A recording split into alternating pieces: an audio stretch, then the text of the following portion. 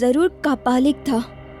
उस समुद्र किनारे मैंने जो भी किया उसके साथ। ये चिट्ठी अब किसकी है? कल रात मेरे साथ जो किया उसके बाद अभी किसके बारे में इतनी चिंतित है? अब तक तो सब लोग सो चुके होंगे, तो अब मैं बाहर निकलकर जंगल जा सकती हूँ। कपाल कुंडला दरवाजा खोलकर निकल जाती है और दरवाजा बंद कर देती है। मतलब ब्रह्म कुमार के नाम से तुमने कपाल कुंडला को वो चिट्ठी भेजी थी, है ना? उसके साथ कपाल कुंडला का प्यार का रिश्ता है, ये भी मुझे बहुत दिनों से पता है। लेकिन उस दिन मैंने अपने आप से वादा किया कि तुम दोनों को नहीं छोड़ूंगा। आज से मैं तेरी पूजा किसी हाल में ग्रहण नहीं करूंगी। नव कुमार के मन में कपाल कुंडला के लिए गुस्से की आग जल रही थी। जहाँ कपाल कुंडला गई थी उसी ओर चलने लगते हैं। कपाल कुंडला को मेरे पास लाएगा।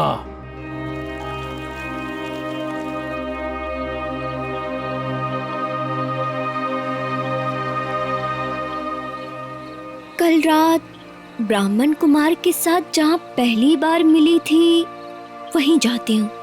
अगर वो वहाँ नहीं मिला तो जंगल के अंदर जहाँ वो लोग बात कर रहे थे वहीं जाऊंगी, शायद वो लोग वहीं पर मिल जाए। लेकिन कापालिक अगर मिल गया मुझे रास्ते में तो?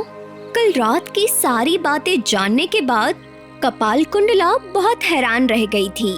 खास करके वो ये जानना चाहती थी कि ब्राह्मण कुमार उस कापालिक के साथ आखिर क्या बात कर रहा है।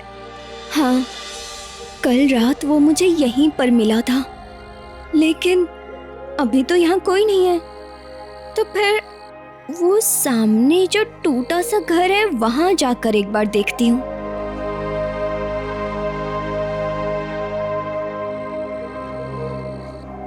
कपाल कुंडला उस टूटे हुए घर के पास जाती है। उसी समय अंधेरे में ब्राह्मण कुमार उसे बैठा हुआ नजर आता है। हम यहाँ नहीं रुक सकते, कापालिक आ गया है। वो यहाँ कभी भी आ सकता है और हमें साथ में देख लेगा। उस तरफ बड़े बड़े पेड़ हैं, चलो वहाँ चलकर बात करें। ब्राह्मण कुमार कपाल कुंडला का हाथ पकड़कर वहाँ से उसे लेकर जाने लगता है। जिस तरफ बड़े बड़े घने पेड़ थे उसे वहाँ लेकर जाता है और खड़े हो जाता है। तुम कौन हो? क्यों उस कापालिक के साथ तुम यहाँ पर आए हो? तुम्हें देखकर तो नहीं लगता कि तुम उस कापालिक के साथ रह सकते हो। अभी भी तुमने मुझे नहीं पहचाना? वर्धमान में मैं तुमसे मिली थी एक बार, एक सराय में साथ रुके थे। वहाँ तुम लोगों ने मुझे रहने का आश्रय दिया था। इसका मतलब तुम वही औरत हो जिसने मुझे सोने के जेवर दिए थे। बस इतना ही नहीं, इसके अलावा मेरा एक और परिचय भी है। मैं हूँ तुम्हारी सौतन। नव कुमार के साथ मेरी पहले शादी हो चुकी है। इसके बाद पद्मावती यानी लुफ्तफनीसा सारी बातें कपाल कुंडला को बता देती है। कपाल कुंडला सुनते सुनते हैरान हो जाती है। लेकिन अब तुम यहाँ पर क्यों आई हो? क्या चाहती हो? मैं अपने पति को वापस लेना चाहती हूँ। इसी मकसद से तो मैं यहाँ आई हूँ और मैं चाहती हूँ कि उसके पहले तुम्हारी और नव कुमार की शादी टूट जाए। पर वो तुम किस तरह करोगी बोलो? उसका उपाय है। मैं पहले तुम्हारी शुद्धता के बारे में उसके मन में संदेह उत्पन्न करूंगी। उसके बाद मेरा काम अपने आप हो जाएगा। लेकिन अब मुझे ये करने की इच्छा नहीं है। अब मैं बस तुमसे बात करके अच्छे तरीके से उसे तुमसे छीनना चाहती हूँ बस। कपाल कुंडला आश्चर्य होकर उसकी तरफ देख रही थी। तुम्हें कोई दिक्कत नहीं होगी। तुम्हें महल, नौकर, नौकरानी, धन, संपत्ति सब कुछ मैं दूंगी। तुम्हें जहाँ बताऊंगी तुम्हें बस उसी जगह जाकर रहना है। तुम्हें कोई दिक्कत नहीं होगी। मुझे कुछ नहीं चाहिए। उस समुद्र किनारे तो मैं अकेले ही रहा करती थी, उसी तरह आगे भी रह लूंगी। लेकिन ये कापालिक क्या चाहता है? वो तो तुम्हारी मृत्यु चाहता है। उस रात को मैं जब जंगल पहुंची तो उस समय मैंने तुम्हारा नाम सुना था, इसलिए उसके पास जाकर बैठ गई थी मैं। यज्ञ खत्म करके कापालिक अशुभ कामना से तुम्हारा नाम जप रहा था और इसके बाद ही हम दोनों का आपस में मिलना हो गया। लेकिन वो तुम्हारी मृत्यु चाहता है और मैं तुम्हारी मृत्यु नहीं चाहती हूँ। मैंने जिंदगी में बहुत पाप किए हैं, लेकिन ये पाप मैं बिल्कुल नहीं कर सकती हूँ। तुम यहाँ से चली जाओ। अगर तुम वहाँ जाती हो तो तुम्हें वहाँ कोई दिक्कत नहीं होगी। तुम मेरी चिंता बिल्कुल भी मत करो। तुम्हारे पति को मैं तुम्हें लौटा देती हूँ। अब मैं चलती हूँ। लुत्फनीसा आश्चर्यचकित हो गई। इतनी जल्दी कपाल कुंडला मान जाएगी, उसने ये कभी सोचा नहीं था। उसने कपाल कुंडला का हाथ पकड़ लिया। तुझे तो मैंने पहले ही बताया था, उस ब्राह्मण कुमार के साथ कपाल कुंडला का प्यार बहुत दिन से। इधर ही कभी कभी ये दोनों मिलते हैं। अब तू खुद की आंखों से देख सब कुछ। कपाल कुंडला और लुत्फनीसा धीरे धीरे आपस में बात कर रहे थे, लेकिन वो लोग क्या बातें कर रहे थे ये नवकुमार को सुनाई नहीं दे रहा था। लेकिन धीरे धीरे बात करने के लिए वो दोनों बहुत करीब आए। कपाल कुंडला के बाल लुत्फनीसा के पीठ पर गिर गया और ये सब देखकर नवकुमार का दिल बहुत भारी हो गया। वो नीचे वही मिट्टी में बैठ गया। मन को सख्त कर, ये पी ले, इससे मन को ताकत मिलेगी। उसे एक बोतल तरुल दिया। नवकुमार वो पीने लगा। वो था कापालिक के खुद के हाथ का बनाया हुआ तेजस्वी मदिरा। तुम सच में बहुत अच्छी हो कपाल कुंडला। मैंने सुना था मेरे दिए हुए सोने के जेवर तुमने गरीब ब्राह्मण को दे दिया था। तुम मेरी ये अंगूठी अपने पास रखो। जब भी तुम इसे देखोगी तब तुम्हें मेरी याद आएगी हमेशा। अंगूठी लेकर कपाल कुंडला पीछे की तरफ यात्रा शुरू करती है। अब मेरे मन में कुछ भी भरम नहीं है कापालिक। कपाल कुंडला को मैं अपने हाथ में सौंप दूंगा, फिर आपका जो मन हो वो आप करना। कापालिक ने उसे और तरल पीने को दिया, जिसे पीते ही नवकुमार सब कुछ भूल जाता है और गुस्से में कपाल कुंडला का इंतजार करने लगता है। एक बार उसको मेरे हाथ में दे, एक बार उसको माँ के चरणों में बलिदान करने का इंतजाम करा दे, फिर मैं सब कुछ ठीक कर दूंगा पहले की तरह। ठीक तभी कपाल कुंडला वहाँ से निकलकर घर की तरफ जा रही थी। ये देखकर वो दोनों उसका पीछा करने लगे। जब मेरी वजह से सब कुछ खराब ही हो जाएगा तो मैं यहाँ क्यों रुकूं? मैं क्यों बाधा बनूं इन सब चीजों में? मैं नवकुमार और पद्मावती के बीच में कांटा नहीं बन सकती।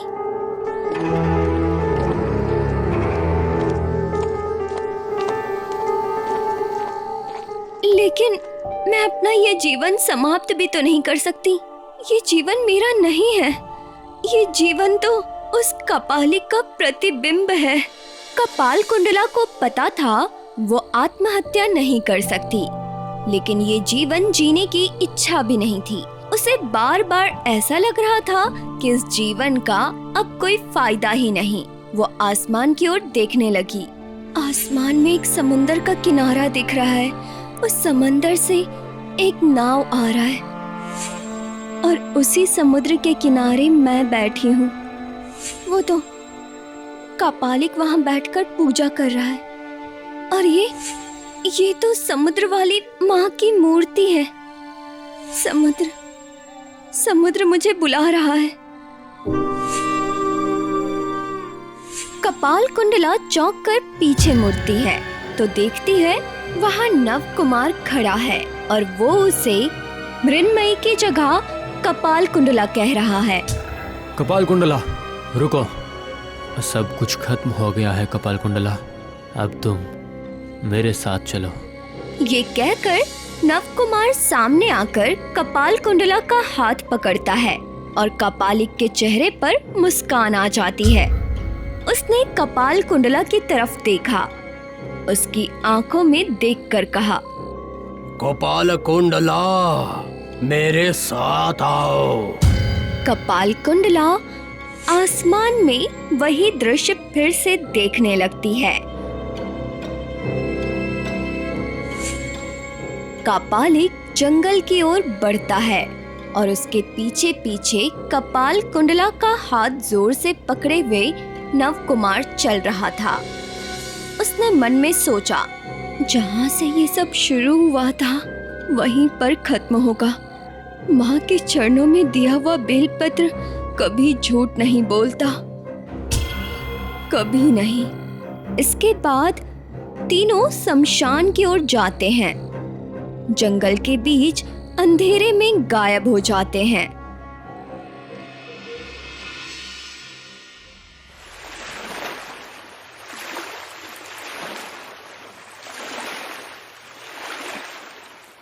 समुद्र के किनारे बैठकर कपालिक एक बार नव कुमार और कपाल कुंडला की ओर देखता है, फिर गंभीर आवाज में कहता है, और देरी नहीं, जाओ नवा कुमार जाओ, कपाल कुंडला को नहला कर लाओ। उसके बाद मैं माँ के चरणों में उसे अर्पण करूँगा। इसके बाद कपाल कुंडला को लेकर नव कुमार चलने लगा। उस समय पूरे समुद्र के किनारे आसमान में घने बादल छाए थे।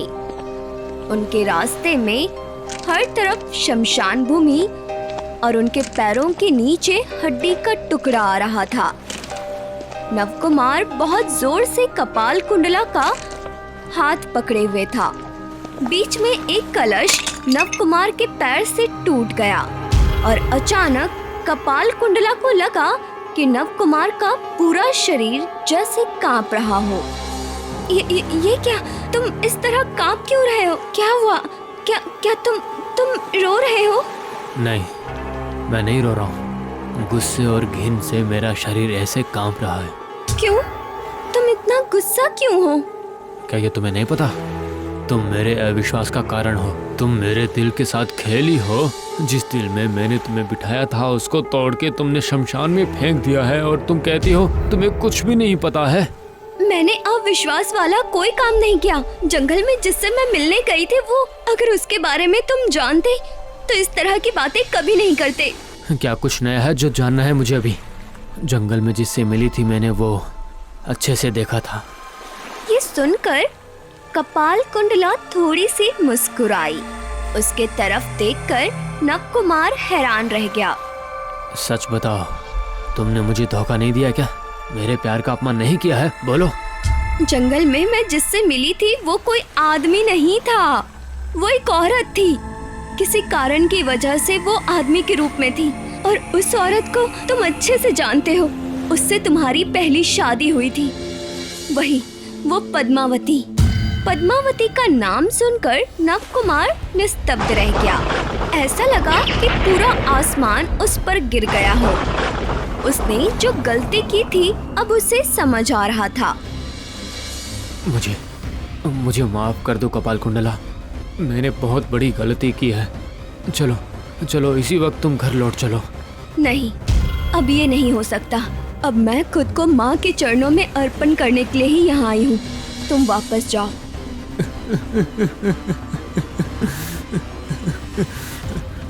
तुम पद्मावती से मिली थी, ये बात तुमने मुझे पहले क्यों नहीं बताई? और जंगल में आदमी के रूप में क्यों आई थी पद्मावती? आखिर इसके पीछे ऐसी क्या वजह थी? तुम अगर मुझ पर विश्वास करके मुझसे एक बार पूछ लेते तो मैं तुम्हें सब सच बता देती, लेकिन अब मैं तुम्हें कुछ नहीं बताऊंगी। बस तुम एक बात जान लो कि मैं गद्दार नहीं हूँ। मैंने तुम्हारा अपमान नहीं किया। मैंने कभी भी तुम्हारे प्यार का अपमान नहीं किया। लेकिन बस हो गया, अब वापस नहीं जाऊंगी। अचानक नव कुमार कपाल कुंडला के पैर पर गिर गया। वापस चलो, चलो मेरे साथ मरीन में, चलो वापस। तुम्हारे बारे में मैंने गलत सोचा था, तुम पे विश्वास नहीं किया था। अब मैं ये सब कभी नहीं करूँगा। यहाँ से लौट जाएंगे हम। तुमने जिस पल से मुझ पर अविश्वास करना शुरू किया था, उसी समय मेरी आत्मा की मृत्यु हो गई और अब बस मेरे शरीर की मृत्यु बाकी है। ये कहकर कपाल कुंडला आगे बढ़ गई और नव कुमार उसके पीछे पीछे। दोनों एकदम आखिरी ऊंचाई किनारे तक पहुंच गए। पानी के लहर किनारे तक आ रही थी। नव कुमार रोते रोते कपाल कुंडला को पकड़ने गया। कपाल कुंडला धीरे धीरे आगे बढ़ती चली गई। बहुत दिन इंतजार करना पड़ा मुझे। वो कपाल कुंडला और वो ब्राह्मण संतान के लिए बहुत कुछ खोया मैंने। आज मुझे सब कुछ वापस मिलेगा। माँ, माँ मेरी तरफ मुंह उठा के देख। कापालिक समुद्र की तरफ आधे अंधेरे में देखता है। दोनों समुद्र किनारे खड़े हैं। मेरी बात का भरोसा करो, मुझे सच में ये सब नहीं पता था। वो कपालिक ने मुझे सब कुछ गलत बताया था। कपाल कुंडला ये सब कुछ नहीं सुन रही थी। वो एकटक आसमान की ओर देखती रही। उसी वक्त पानी के लहर से किनारा टूट गया और कपाल कुंडला समुद्र में गिर गई। मृन्मयी, मृन्मयी, ऐसे मुझे छोड़ के मत जाओ, मृन्मयी। कपाल कुंडला समुद्र में गायब हो गई। तब नव कुमार भी पानी में कूद गया और थोड़ी देर तक उसे ढूंढने लगा, लेकिन कपाल कुंडला उसे कहीं नहीं मिली।